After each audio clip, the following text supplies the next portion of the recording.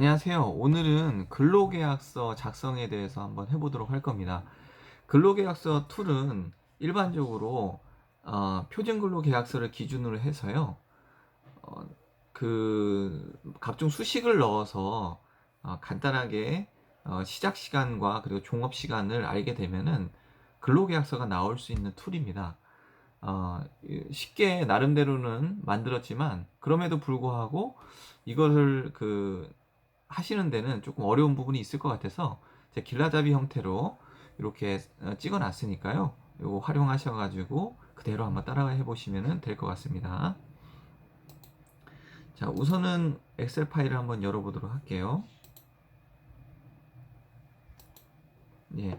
근로계약서 최저시급 적용해서 여기 드렸는데 통상임금 최저시급이 있는데 일반적으로 소기업들은 일반적으로 그냥 최저시급으로 통일해서 활용하시면 되겠습니다.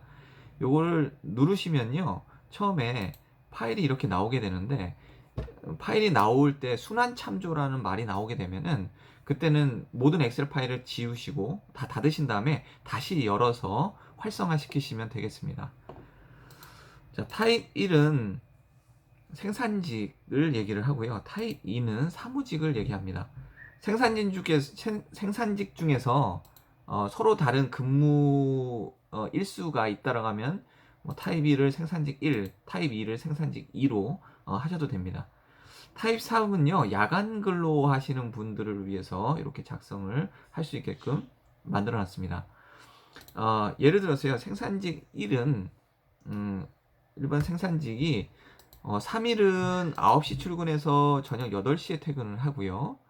그리고 이틀은 9시 출근해서 오후 6시에 퇴근해서 8시간 근무를 한다고 보겠습니다.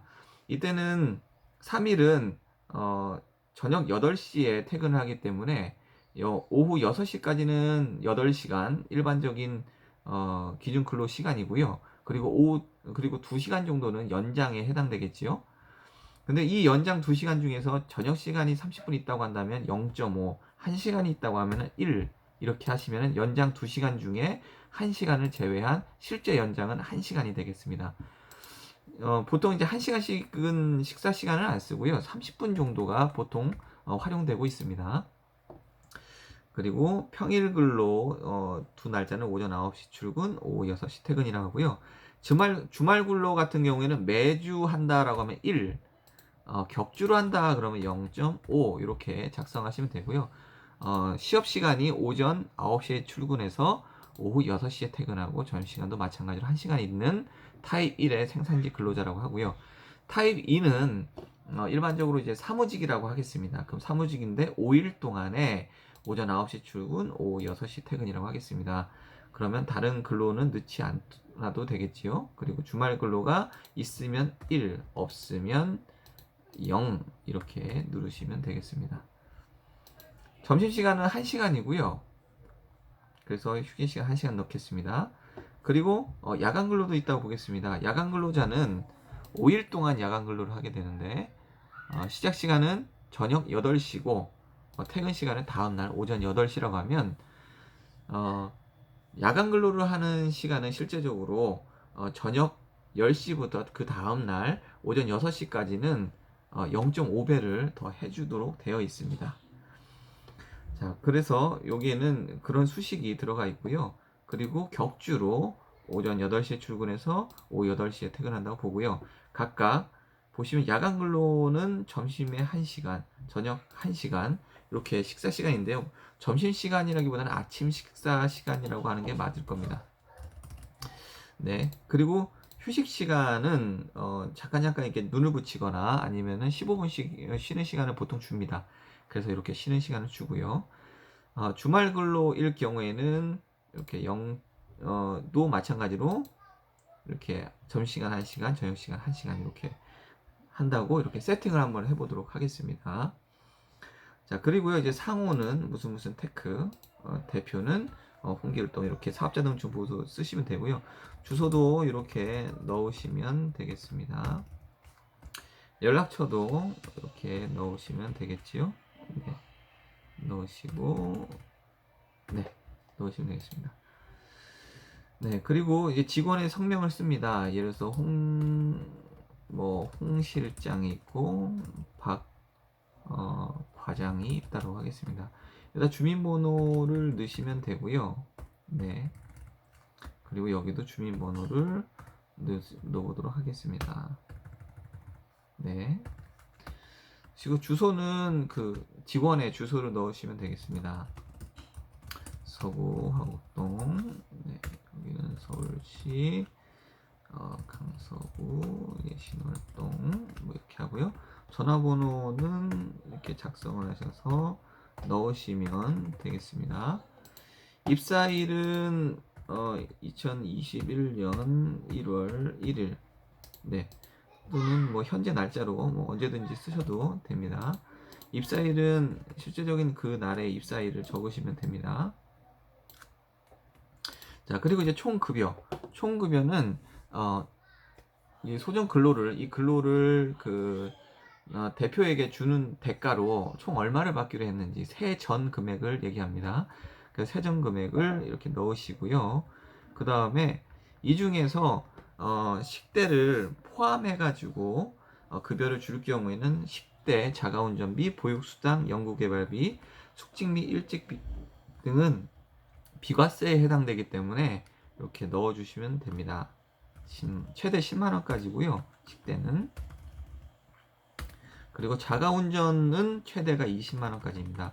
이거는 개인 차량을 회사에서 활용할 경우에 보통 하고요. 보육수당은 6세 미만의 이하의 자녀를 둔 경우에 해당되겠고, 그 세대당 한 명만 가능합니다. 연구개발비는 최대 20만원까지 지원이 가능합니다. 그리고 수칙비나 일찍비는 실비 변상적 비용이기 때문에 그때그때마다 좀 다를 수가 있습니다. 이래서 이 비용을 제외한 240만원의 비용이 급여가 실제적인 그 신고하는 금액이 되게 됩니다. 보시면은 이 친구가 1타입이다 그러면 1이라고 하고요. 2타입이라고 하면 2라고 하면은 됩니다. 2타입은 사무직이었죠. 2타입은 야간교대다. 그러면 이렇게 옆에가 최저시급이 계속 바뀌게 됩니다. 이때에서 최저임금과 기본급, 고정 연장 근로급여, 주말 근로급여 이렇게 나눠지게 되고요. 만약에 실제적으로 이렇게 최저시급을 줬음에도 불구하고, 네, 최저시급에 미달이 될 경우에는 그럴 때는 이런 수당 같은 것들을 넣으시면 안 됩니다. 네. 수당을 넣게 되면은 최저임금에 미달되다 보니까 오히려 근로기준법 위반이 되기 때문에 실제적으로 하고 있다고 하더라도 급여를 올려주거나 아니면은 이런 내용들을 포함시켜서는 아니 되겠습니다. 자, 이렇게 해서 작성을 했다고 보겠습니다. 네. 그러면 이제 근로계약서로 넘어가시고요. 네. 근로계약서에 넘어가셔가지고 아까 홍 실장 이렇게 넣으시면 홍 실장의 이름과 근무 최초일 그리고 각종 금액과 수당 그리고 비과세 항목 이렇게 나오게 됩니다. 그래서 이렇게 프린터를 하셔가지고 활용하시면 되고요. 이름을 이렇게 바꾸시게 되면 그때마다 바뀐 이름으로 이렇게 나오게 됩니다. 네. 이렇게 근로계약서를 활용하시면 됩니다. 근로자 명부는 이것도 마찬가지로 홍 실장 이렇게 되면은 각종 내용들을 작성을 하게 되면은 여기서 따라오게 되어 있습니다.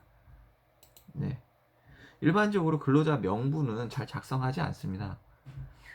실질적으로는 소기업 컨설팅을 하다 보면 근로자 명부까지 작성하시는 분 별로 없으시고요. 이력서하고 그 다음에 초본이나 등본 이렇게 그리고 주민등록증 정도 이렇게 갖고 계시면서 활용하곤 합니다. 그래서 근로계약서 작성을 할 수 있도록 이렇게 표현했습니다. 이게 단점이 하나 있어요. 뭐냐면은 주 40시간 이하 근무를 할 경우에는 이 표가 서식이 되어지지 않습니다. 네.